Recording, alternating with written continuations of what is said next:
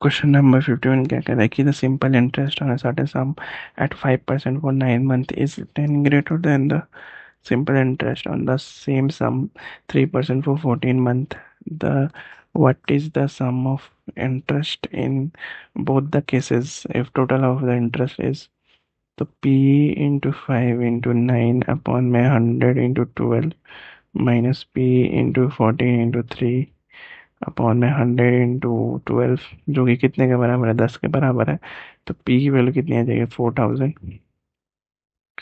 ठीक है, p की वैल्यू 4000 आ गई तो 4000 अपॉन में 100 इंटू 12 और इंटू 5 इंटू 9 प्लस 14 इंटू 3 तो कितना हो जाएगा 290। ऑप्शन बी हमारा सही आंसर। ठीक है, नेक्स्ट क्वेश्चन। मिस्टर बजाज जो है इन्वेस्ट करता है 1/7 of his total investment at 4% and 1/2 at the 5% and rest at 6% for 1 year and receive a total interest of 730. What is the total sum invested? Total sum invested कितना हो जाएगा?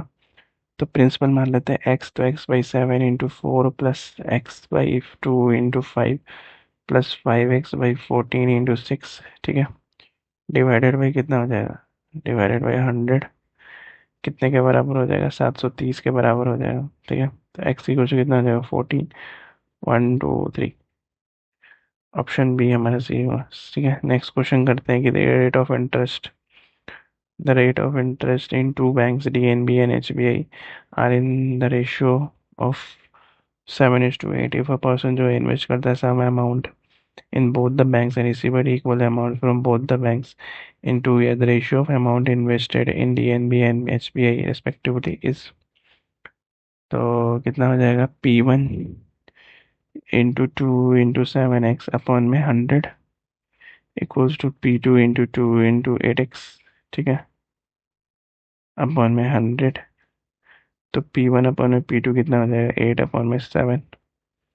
Option B हमारे सही answer. Next question क्या कह रहा है कि ratio of CI for 3 years and SI for 1 year for a fixed amount at rate of R% is 3.64.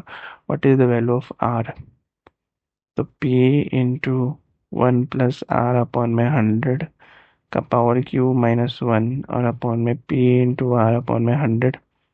ठीक है, जो कि बराबर है क्या? 1 प्लस R बाई 100 का पावर 3 -1 अपॉन में कितना है?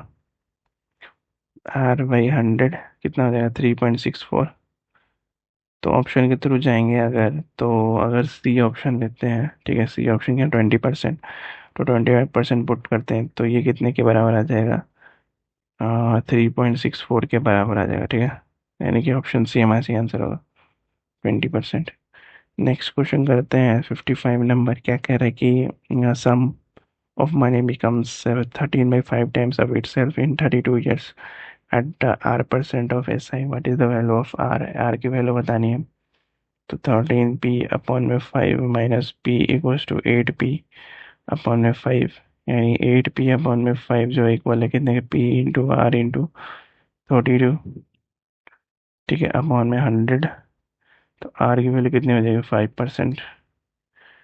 आर की वैल्यू 5% और ऑप्शन सी हमारा सी आंसर होगा। नेक्स्ट क्वेश्चन कहता है difference between interest received by A and B is 18 rupees on 1500 for 3 years. What is the difference in rate of interest?